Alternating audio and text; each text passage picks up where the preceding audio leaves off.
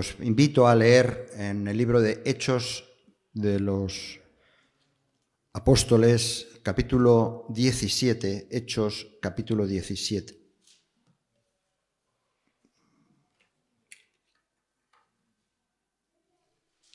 Hechos 17. Leo a partir del versículo 16.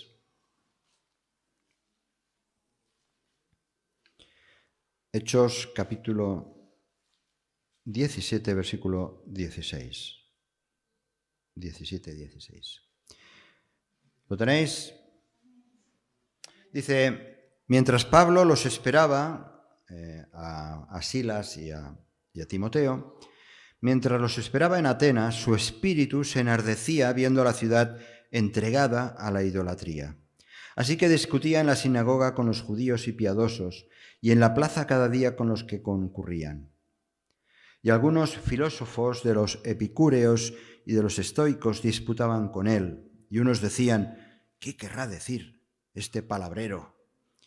Y otros: parece que es predicador de nuevos dioses, porque les predicaba el evangelio de Jesús y de la resurrección. Y tomándole, le trajeron al Areópago, diciendo: ¿podremos saber qué es esta nueva enseñanza de qué hablas? Pues traes a nuestros oídos cosas extrañas. Queremos pues saber qué quiere decir esto. Porque todos los atenienses y los extranjeros residentes allí en ninguna otra cosa se interesaban sino en decir o en oír algo nuevo. Entonces Pablo, puesto en pie en medio del Areópago, dijo: varones atenienses, en todo observo que sois muy religiosos, porque pasando y mirando vuestros santuarios, allí también un altar en el cual estaba esta inscripción: al Dios no conocido. Al que vosotros adoráis, pues, sin conocerle, es a quien yo os anuncio. El Dios que hizo el mundo y todas las cosas que en él hay, siendo Señor del cielo y de la tierra, no habita en templos hechos por manos humanas, ni es honrado por manos de hombres, como si necesitase de algo, pues Él es quien da a todos vida y aliento y todas las cosas. Y de una sangre ha hecho todo el linaje de los hombres, para que habiten sobre toda la faz de la tierra. Y les ha prefijado el orden de los tiempos y los límites de su habitación, para que busquen a Dios, si en alguna manera, palpando, puedan hallarle, aunque ciertamente no está lejos de cada uno de nosotros. Porque en Él vivimos y nos movemos y somos, como algunos de vuestros propios poetas también han dicho, porque linaje suyo somos.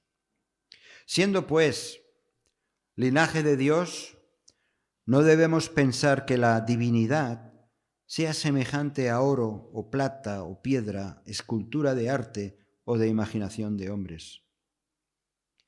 Pero Dios, habiendo pasado por alto los tiempos de esta ignorancia, ahora manda a todos los hombres en todo lugar que se arrepientan, por cuanto ha establecido un día en el cual juzgará al mundo con justicia, por aquel varón a quien designó, dando fe a todos con haberle levantado de los muertos. Pero cuando oyeron lo de la resurrección de los muertos, unos se burlaban y otros decían: ya te oiremos acerca de esto otra vez. Y así Pablo salió en medio de ellos. Mas algunos creyeron, juntándose con él, entre los cuales estaba Dionisio, el Areopagita, una mujer llamada Damaris, y otros con ellos. Amén. Hasta aquí esta lectura. Vamos a orar. Señor, delante de este texto de tu palabra, es con reverencia, Señor, que la abrimos y pedimos tu bendición. Que nos inspire, Señor, tanto a este humilde servidor como a cada uno de los presentes. Que nos inspire, Señor, con tu Espíritu Santo para entenderla, para comprenderla y también para aplicarla de una u otra manera en nuestras vidas. Y Señor, humildemente pedimos tu asistencia. En nombre de Jesús. Amén, Señor. Amén. Bien, para hacernos un poco de antecedentes, los capítulos del 15 al 17 de Hechos, los capítulos anteriores, se sucede un ritmo realmente trepidante en la vida de la Iglesia y especialmente en las vidas de Pablo y de algunos de sus compañeros, de su equipo misionero. Ciudades, regiones como Antioquía, como Macedonia, Filipos, Tesalónica, Berea, Atenas, luego Corinto, etcétera, etcétera, estaban recibiendo el impacto del Evangelio. En poco tiempo. Eran estas ciudades que fueron visitadas y fueron retadas precisamente por aquel grupo de hombres apasionados por Jesucristo. Podemos imaginarnos con qué pasión tendrían que tener como para recorrer tantos lugares, ¿verdad? Salieron de Jerusalén después de un importante concilio, que están en los capítulos anteriores, que marcaría la historia del cristianismo, porque entre otras cosas quedó claro que el Evangelio era para todo el mundo, no solamente para los judíos, sino para todo el mundo. Y llevaban estos hombres, Pablo juntamente con su equipo misionero, llevaban el apoyo de la Iglesia. Pero por encima de todo, estos hombres eran impulsados y llevaban la dirección del Espíritu Santo. Cosa que se hacía evidente porque allá donde iban realmente habían resultados, incluso habían auténticas señales, milagros, que queda reflejado en el libro de los Hechos de los Apóstoles, que estos 40 días lo estaremos leyendo, capítulo a capítulo. En el capítulo 16 vemos cómo el Evangelio entra en Europa a través de una mujer. ¿Os acordáis el nombre de esa primera mujer? No. Lidia, la primera mujer, y ahí en esa ciudad empieza a entrar de una manera como si fuera la punta de lanza del Evangelio en lo que era la Europa de entonces. Y allí suceden cosas, está el tema del carcelero de Filipos, ¿recordáis la historia? Con la familia que se convierte, Pablo y Silas están ahí en la cárcel, el Señor los libera y todo eso, hay toda esa acción. Bien, allí también se producen esos bautismos y empieza a formar parte de la Iglesia. Y sigue adelante esos viajes de Pablo y nos encontramos en el capítulo 17 con dos ciudades que tienen dos actitudes distintas. En los primeros 15 versículos, del capítulo 17, no nos vamos a apartar del capítulo 17 de Hechos. En los primeros 15 versículos encontramos en primer lugar dos ciudades que representan dos actitudes frente al Evangelio y que son Tesalónica y Berea. Pablo, ya lo sabéis, tenía la costumbre, cada vez que llegaba a una ciudad, fuera judía la ciudad, fuera griega, fuera romana, él, primero de todo, ¿qué hacía? Visitaba la sinagoga. Siempre, primero de todo, iba a una sinagoga. La sinagoga era el centro religioso de los judíos que vivían en diferentes ciudades. Era, como aquí diríamos, a lo mejor, ¿no? El centro cultural extremeño o el centro cultural andaluz, ¿no? Bueno, pues en todas las ciudades había la sinagoga donde se encontraban los judíos tanto para adorar a Dios como para recibir enseñanza. Bien, lo hacía, ¿por qué? Porque el Evangelio en primer lugar era anunciado, el reino era anunciado en primer lugar, tenía que ser anunciado a los judíos. Y Pablo religiosamente se dedicaba en primer lugar a los judíos y luego iba al resto de la ciudadanía de los gentiles. Bien, allí en la sinagoga Pablo lo que hacía era demostrar con las Escrituras que el Mesías ya había venido, que se habían cumplido esas profecías y que por lo tanto había una llamada al arrepentimiento y a aceptar a ese Mesías como el Salvador. ¿Y qué pasaba? Pues que muchas veces encontraba oposición y resistencia por parte de los judíos.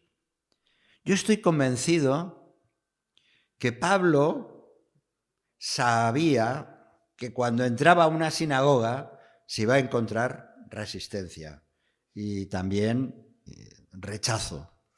Pero aún así habían respuestas. Y claro, a ellos no les pillaba por sorpresa, porque ellos sabían que el mensaje que llevaba Pablo era contundente y podía chocar con toda la carga religiosa que los judíos ya estaban practicando. Pero siempre habían hombres y mujeres que reaccionaban positivamente ante ese mensaje. Respondían a la invitación y aceptaban las buenas noticias del Evangelio. Entonces uno se pregunta, bueno, pero ¿por qué meterse en la boca del lobo? Por llamarlo de alguna manera, ¿no? ¿Por qué meterse en la boca del lobo? Si sabes que te van a dar una patada, que te van a insultar, que se van a reír o que incluso hasta tu vida puede peligrar, porque así ocurría más de una vez. ¿Es que le gustaba a Pablo y a los demás el conflicto? ¿Es que le gustaba el jaleo, el follón? ¿Es que le gustaba... ¿Lo hacían para incordiar, para molestar? Pablo podía pasar de ellos olímpicamente. Decir, bueno, yo aquí no me meto porque hay problemas siempre. Podía pasar. Y sin embargo, él iba allá. ¿Por qué? Porque el pueblo de Israel era nada menos que depositario de la revelación, como estábamos viendo este martes, de la revelación del propósito de Dios para la humanidad. El pueblo de Israel fue la cuna donde el Dios vivo tomó carne, tomó forma de hombre, y como, desgraciadamente, como lo dicen en el Evangelio de Juan, a lo suyo vino, pero los suyos no le recibieron, ¿verdad? Pero es importante ver la insistencia de Dios, quien a pesar de saber la rebeldía, la oposición de aquel pueblo, a pesar de eso Dios tocaba corazones que respondían al llamado. Quedémonos con este pensamiento. A pesar Dios mismo de saber que habría rechazo, a pesar incluso de saber que habría violencia en contra, el llamado era evidente y era claro. Menuda lección para nosotros, hermanos y hermanas. Menuda lección. Aunque haya oposición, aunque haya rechazo, debemos perseverar en anunciar el Evangelio. Quizá algunos de nosotros ya estamos cansados de eso. Siempre me están diciendo que no quieren saber nada, que no quiero escuchar más. Lo que me dices, que ya te conozco, ya sé por dónde vienes. Y aún así hemos de continuar. Como iglesia, por lo tanto, hemos de establecer estrategias a nivel personal y también como iglesia para llevar las buenas noticias. Cuando digo estrategias me refiero a poner a sentarnos, pedir la dirección del Espíritu Santo, decir, ¿cómo podemos llegar a nuestros pueblos, a nuestras ciudades, a nuestras gentes, a nuestros vecinos, a nuestros familiares? ¿Cómo lo podemos hacer mejor?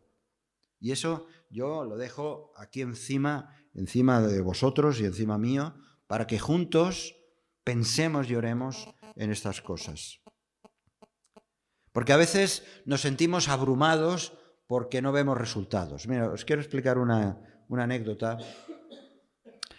Se cuenta de que cierto campesino tenía una mula ya vieja. En un lamentable descuido, el campesino ocurrió que la mula empezó a caminar y llegó a caer en un pozo que había en la finca. El campesino oyó los bramidos de la mula, del animal, corrió para ver lo que ocurría y vio allí, al fondo del pozo, vio a la mula, ¿no? Y no encontraba manera de salvar a la mula del pozo, no había manera de sacarla de allá. Llamó a sus vecinos, les contó lo que estaba ocurriendo y acudieron a ayuda, pero encontraron que no había manera. La mula estaba sufriendo mucho y encontraron que no había otra manera que dejarla ahí en el pozo y lo único que tocaba era enterrarla. Y empezaron a echar tierra sobre la mula. La mula, histérica, cuando vio que le echaban tierra, piedras, empezó a removerse y a sacudirse la tierra que le caía sobre sus lomos. Y los hombres se continuaban echando. Pero ¿qué pasa? Que cada vez que la mula se movía y echaba la tierra que caía sobre sus lomos, sobre sus pies, sobre sus patas, pues iba subiendo un poquito más en el pozo.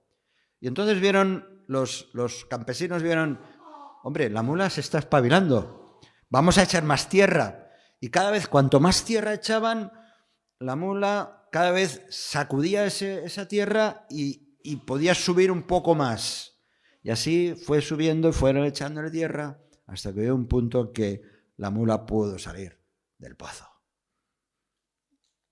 Muchas veces nos sentimos tan abrumados que nos queremos quedar en el pozo, cuando realmente los problemas, las adversidades, las hemos de poner a nuestros pies y levantarnos y salir y compartir.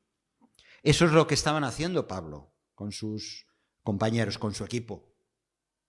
Realmente no importaban las adversidades, se sacudían la tierra y seguían adelante porque tenían un mensaje. Y Tesalónica y Berea, estas dos ciudades, representan dos actitudes frente al Evangelio. En Tesalónica, por ejemplo, leemos en el versículo 4, tendríamos que leerlo todo, pero para adelantar un poco, dice que algunos creyeron y se juntaron con Pablo y con Silas, y de los griegos piadosos gran número y mujeres nobles no pocas.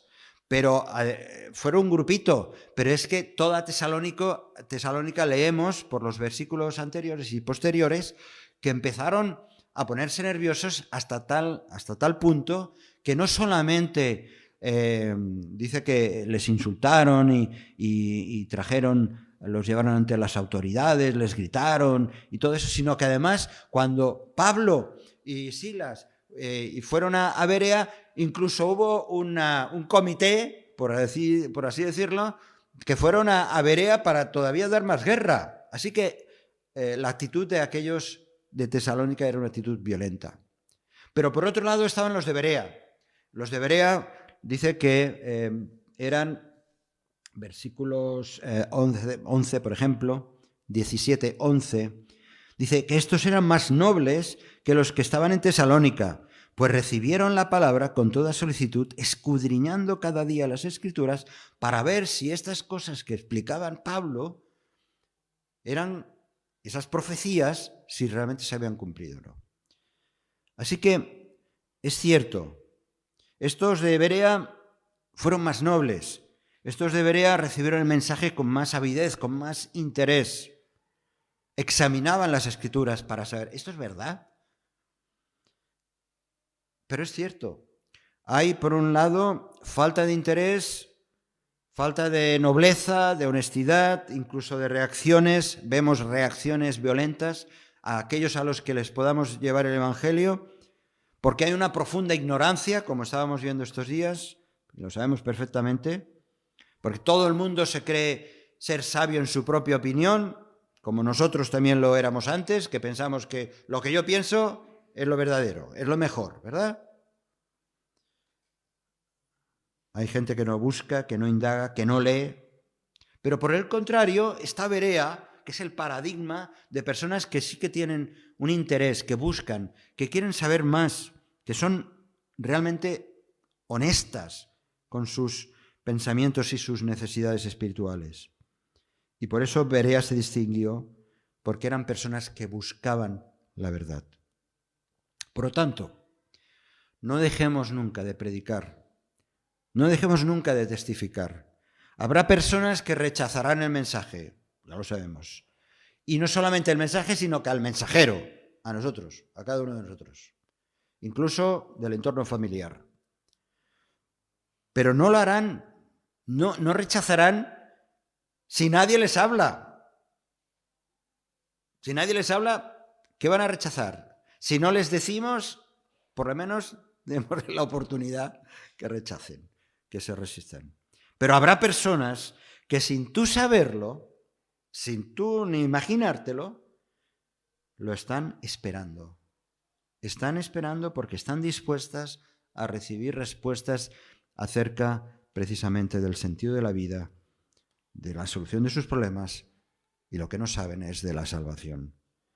Y no están dispuestas esas personas a dejarse arrastrar por las corrientes de este mundo. Así que, aunque tengamos estas dos actitudes siempre, Pablo las tenía, era consciente, pero aún así anunciaba el Evangelio. Y entonces Pablo llega a Atenas.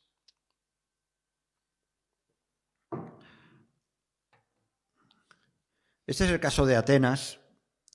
El caso de Atenas, una cuna de la cultura griega, heredera de tradición filosófica, con destacados filósofos, Sócrates, Platón, Aristóteles.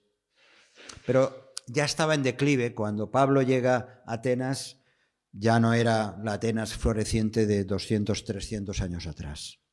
Pero Atenas era el centro del saber todavía y de las religiones, de los mitos, el culto al hombre. Y a pesar de estar bajo el control romano ya, porque el Imperio Romano ya lo había cubierto todo, todavía Atenas era una metrópoli, una ciudad intelectual de mucha influencia. Pablo, seguro que desde su adolescencia, había oído hablar de Atenas y no solamente de la ciudad en sí, sino de toda la cultura filosófica, porque Pablo era un hombre que podría muy bien tener su máster y sus titulaciones universitarias por su propia formación, ¿verdad? Y Pablo sabía que aquello era una ciudad sofisticada, llena de historia, de esplendor cultural, de vida comercial, pero también Pablo sabría que Atenas era una ciudad moralmente caída, que espiritualmente estaba muerta. Las dos cosas. ¿Cómo se sentiría Pablo ante ese dilema? ¿Cómo nos podemos sentir nosotros nosotros los cristianos, cuando vemos nuestras ciudades que son tan llenas y ricas de temas culturales? Vivimos no solamente en una ciudad de Cambrils, sino también en el Camp de Tarragona y en nuestra Cataluña, en España. Es una nación realmente con muchísima actividad, continuamente. Si vais a las noticias, siempre hay premios de literatura, de música, conciertos, museos. Hay mucha presencia de la riqueza del ser humano que se pone en evidencia, aunque a veces lo que están mostrando para nosotros nos produce un dolor tremendo, ¿verdad? Pero ¿cómo podemos sentirnos nosotros, los cristianos, sabiendo que también hay, en medio de las dificultades, un bienestar económico y todo eso? ¿Cómo podemos sentirnos sabiendo al mismo tiempo que en medio de tanta riqueza cultural, económica, social, de bienestar, etcétera, hay muerte espiritual? ¿Cómo? Y que la gente está ignorando el mensaje o rechazando incluso. Pues Pablo se sintió, dice, tremendamente angustiado y dolorido. Es esa carga de las almas que debemos también nosotros tener. Dice el primer versículo de la lectura que hemos hecho al principio, que mientras Pablo lo esperaba a su equipo en Atenas, allá solo, su espíritu se enardecía viendo la ciudad entregada a la idolatría. Y eso le dolió en el alma.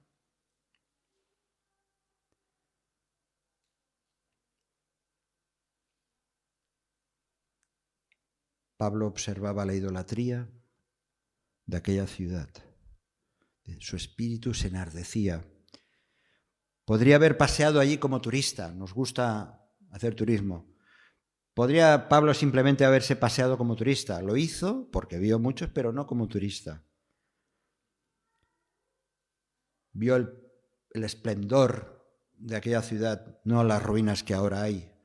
Vio el Partenón, los edificios bellamente pintados con sus esculturas.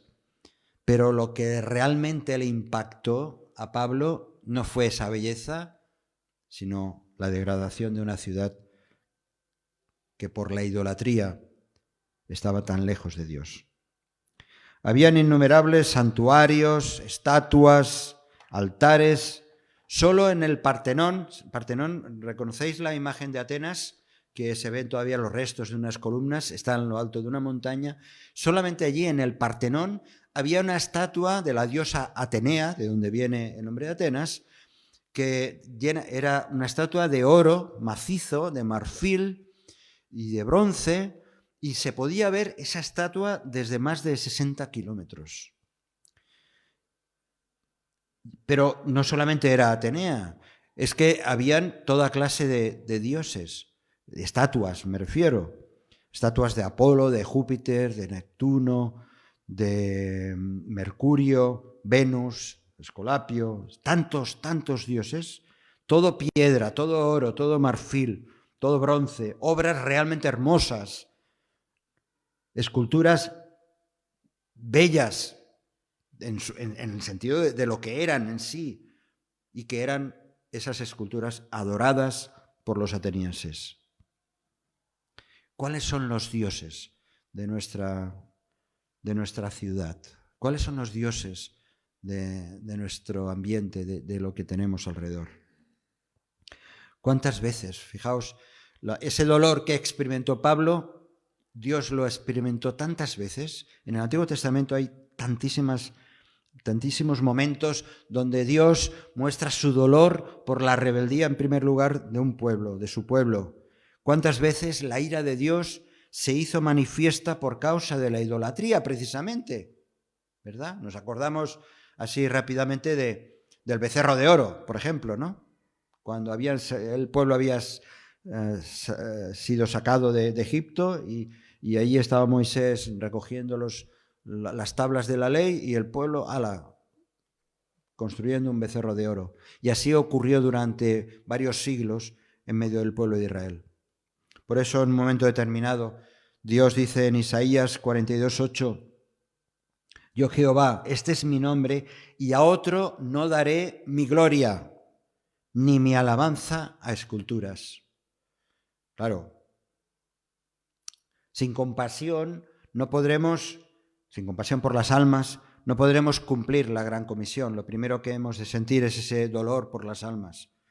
Pero por encima incluso del cumplimiento de este propósito que el Señor pone de llevar la gran comisión, hay algo que debe arder todavía en nosotros y tener mayor pasión, que es que Jesucristo es al único al que darle toda la gloria, toda la honra. Y dice la Escritura que toda lengua, toda rodilla se doblará, porque tienen que aceptar el señorío de Jesucristo. Cuando anunciamos el Evangelio, no simplemente para que las almas se salven, que sí, sino hay un propósito final, que la gloria sea para el Señor.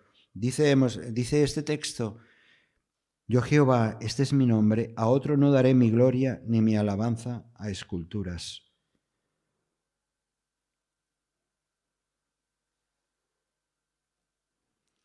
Pablo, con ese dolor en su alma, leemos que discutía en la sinagoga con los judíos, de nuevo en la sinagoga, luego en la plaza, en lo que es la ágora, la plaza, cada día con los que concurrían, y eso tuvo resultados. Pablo empieza a confrontar, después de experimentar ese dolor, empieza a confrontar el Evangelio pues con todos los que habían allá, gente que le gustaba darle vueltas al tarro, pensamientos y filósofos y filosofías que se estaban en el ambiente. Dice en versículos del 17 al 20 que ese enojo, no se quedó con su dolor, Pablo, ese dolor lo transformó en una actitud positiva. De nuevo, otra vez lo de la mula. No solamente se quedó con, ay, este pueblo necesita que les caiga un rayo como Jonás lo había pensado él en su momento, sino no se quedó con ese pensamiento. Él dio un paso adelante y se puso a predicar, porque sentía dolor por las almas y por esa ciudad tan idólatra. Tomó una actitud positiva para hablar de Jesucristo. Y se encuentra con filósofos de este índole, los epicúreos, por ejemplo, y los estoicos. Y los epicúreos, que es una filosofía que fundó Epicuro 300 años atrás, antes de Jesucristo, los epicúreos eran gente que tenía un pensamiento, como diríamos de nuestros días, positivo en el sentido de que buscaban una vida buena mediante placeres más allá de los puramente físicos.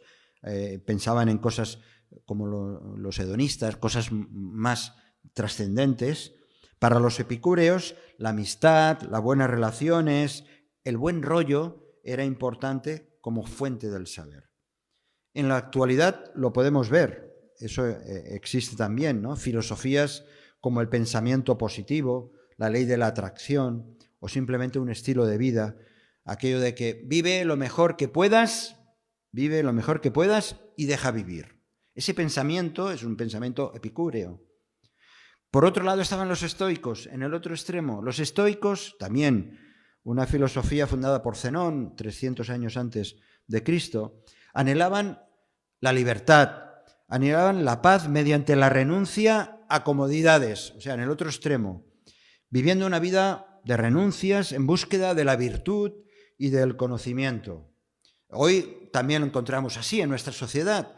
Hay las terapias alternativas, el Reiki, todo el tema de lo que son las constelaciones. Todo el mundo busca en la trascendencia, busca el sentido a la vida, el culto al medio ambiente. Todos estos aspectos se estaban dando en estos dos estilos de filosofías. Dos escuelas del pensamiento que aspiraban, en definitiva, a los mismos principios que el Evangelio está ofreciendo, en un sentido.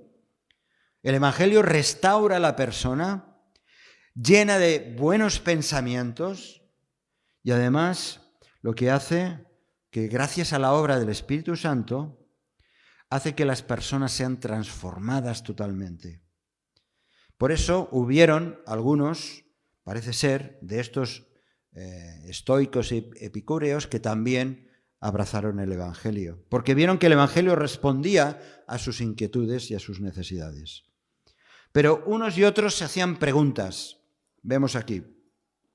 Se hacían preguntas de lo que predicaba Pablo, porque su mensaje estaba basado exclusivamente en Jesucristo y en la resurrección. Jesucristo y en la resurrección. Lo leemos en el versículo 18. Parece que es predicador de nuevos dioses, porque les predicaba el Evangelio de Jesús y de la resurrección. Y es curioso, porque justamente parece ser que muchos de ellos interpretaban, cuando Pablo hablaba de Jesucristo y de la resurrección, la palabra resurrección en griego, que se hablaba en griego, era anastasis. Y para muchos de ellos era como si Pablo estuviera hablando de dos dioses nuevos. Por un lado, el Dios hombre, un varón, un tal Jesús, y por otro lado, una tal anastasis, la resurrección. Y querían saber más. Y entonces se lo llevan a Pablo, al Areópago, para que explique algo acerca de estos dos nuevos dioses. Y entonces Pablo, astuto, sabio, que el Espíritu Santo le estaba guiando, empieza su alegato. La predicación de Pablo sigue siendo uno de los modelos más excepcionales de mensajes evangelísticos en una sociedad ya no posmoderna, como la nuestra, sino en una sociedad politeísta o una sociedad hedonista que solamente busca el placer y el vivir bien. Sigue siendo un modelo excelente el mensaje de Pablo. Para muchos, Dios es un desconocido, ¿verdad? Dios es un desconocido. Es un desconocido al que se adora, pero sin conocerle realmente. Conocer a Dios es tomar, desde luego, conciencia de una profunda necesidad espiritual y cómo Dios puede llegar a suplir un vacío que sienten las personas. Y Pablo inicia su discurso atrayendo la atención de la gente. ¿Cómo? Con una auténtica descripción de la religiosidad. Les dice, primero los piropea, ¿no? Les dice, versículo, a ver, lo tengo aquí, versículo 22. Varones atenienses, en todo observo que sois muy religiosos. Los piropea, les reconoce esa religiosidad con tantos dioses. Diríamos que ahí en Atenas, como aquí decimos en España, que en cada esquina hay un bar, pues allí en cada esquina había un dios, ¿no? Y eso está reflejado en los documentos históricos. Dice, versículo 23, porque pasando y mirando vuestros santuarios, hallé también un altar en el cual estaba esta inscripción, al Dios no conocido. Se observó Pablo que los atenienses, por si acaso, tenían allá un altar dedicado al Dios no conocido. No sea que hubiera un Dios por ahí que todavía no conocían y al que se debía adorar. Y él no entró en debate a discutir sobre el politeísmo o la idolatría de los atenienses. No entró a discutir sobre eso. No entró en un discurso apologético de discusión, ni a rebatir las filosofías de los epicúreos, de los estoicos y de otros, que él conocía muy bien. Pablo partió de la propia ignorancia de los atenienses, que ellos mismos reconocían, ¿verdad? Posiblemente hay un Dios por ahí que no sabemos cuál es. Bueno, por lo menos ahí. Bueno, pues Pablo arranca su alegato, su mensaje, su sermón, precisamente parte de la ignorancia que ellos atenienses mismos reconocen. Enseguida, él pasó a hablar directamente, una vez que llama la atención de la gente, empezó a hablar del Dios. Y en el versículo 24... ¿lo tenéis ahí? Empieza a hablar del Dios creador del universo. Y deja claro que Dios es el creador de cuanto existe. No hay otros dioses y otras historias. Él deja claro desde el principio que hay un Dios que es el Dios de cuanto existe y que no se puede limitar a templos hechos por el hombre. Versículo 24, el Dios que hizo el mundo y todas las cosas que en él hay, siendo Señor del cielo y de la tierra, no habita en templos hechos por manos humanas. Por tanto, no necesita ningún templo de estos tan hermosos que tenéis por aquí. En segundo lugar, les dice que ese Dios es un Dios que sustenta la vida y no depende en absoluto de ningún ser humano. Al contrario, es imposible tener a Dios como algo o alguien a quien manejar a nuestro antojo, que lo podemos poner aquí o poner allá. Versículo 25.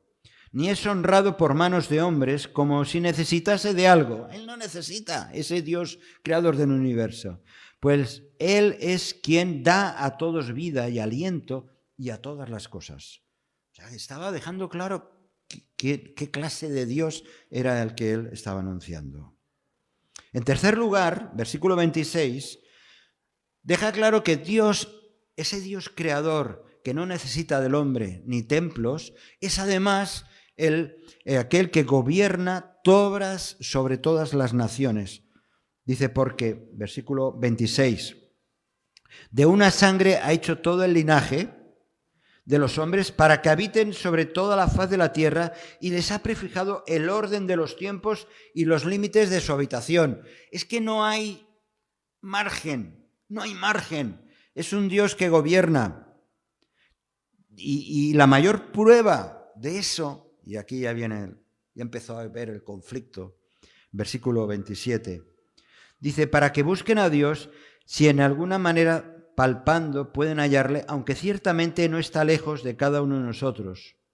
Y sigue diciendo, para que busquen a Dios, ese Dios inmenso, grande, sustentador, gobernador. Ese es el que no está lejos. Si tú le buscas, no está lejos.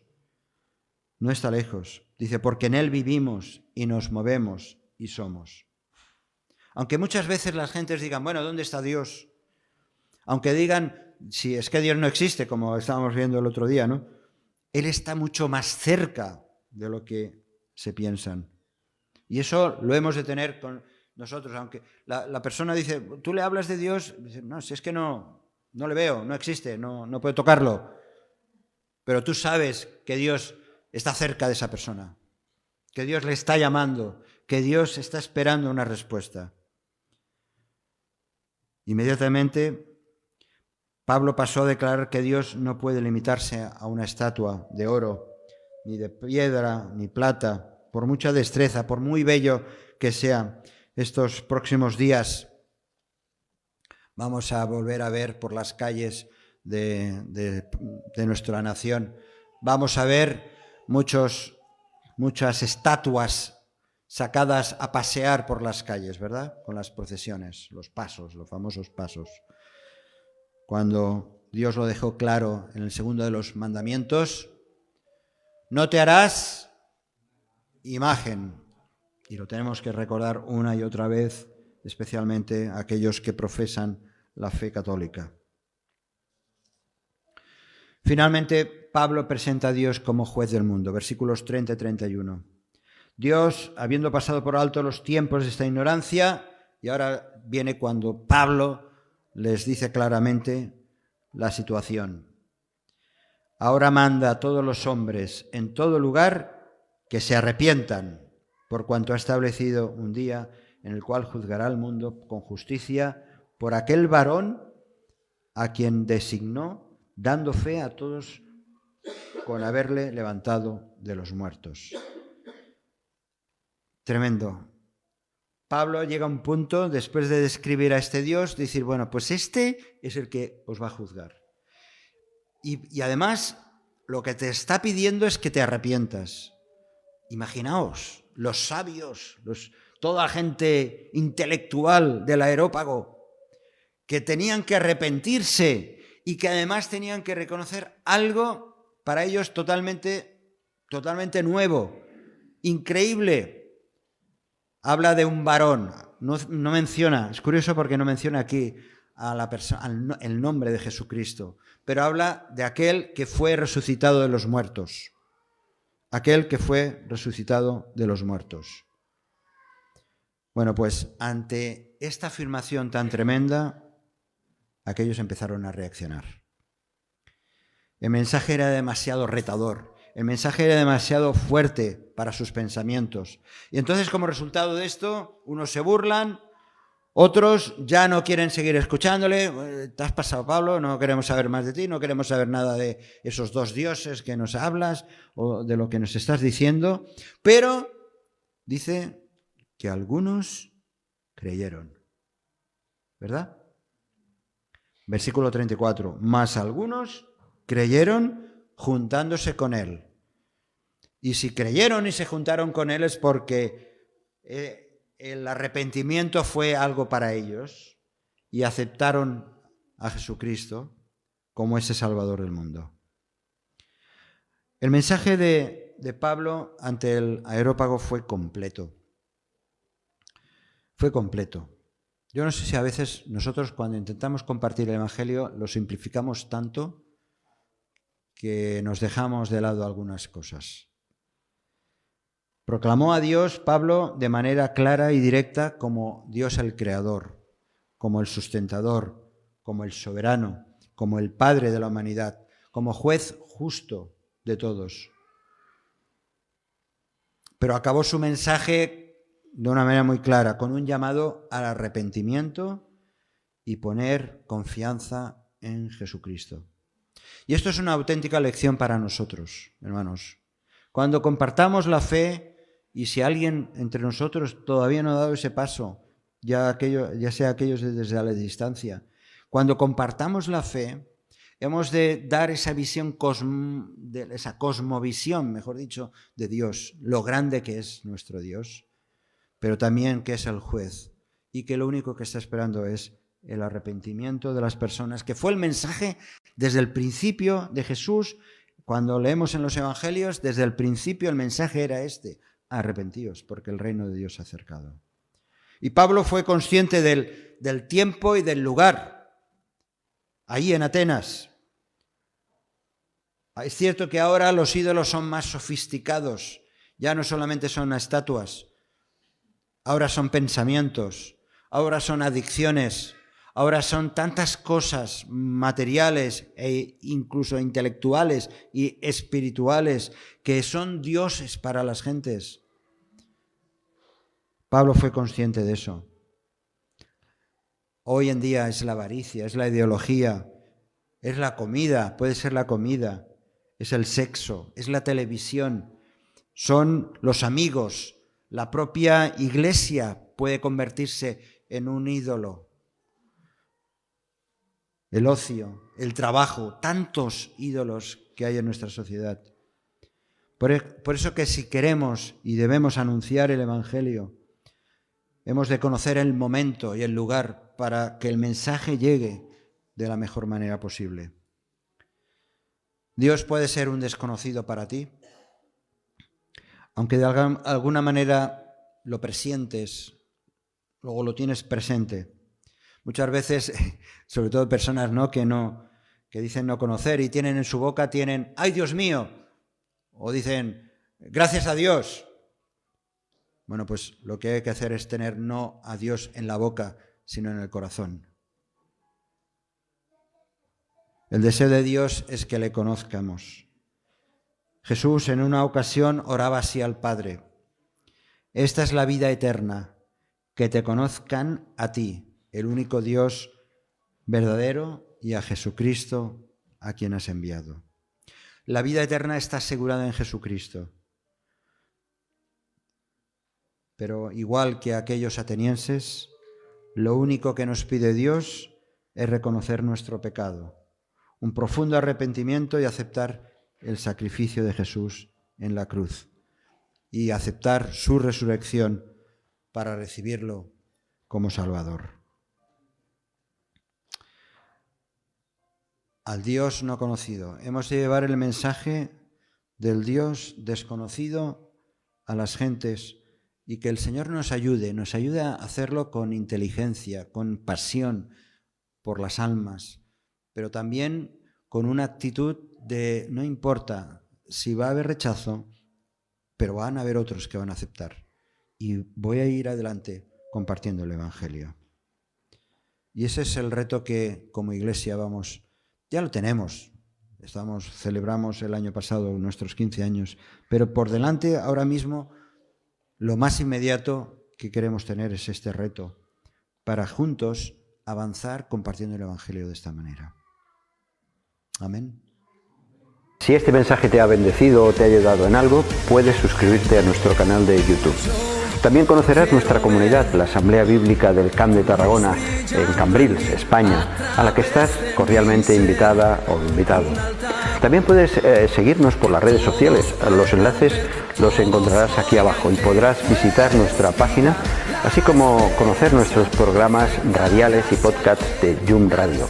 ¿Qué? ¿Te suscribes ya a nuestro canal?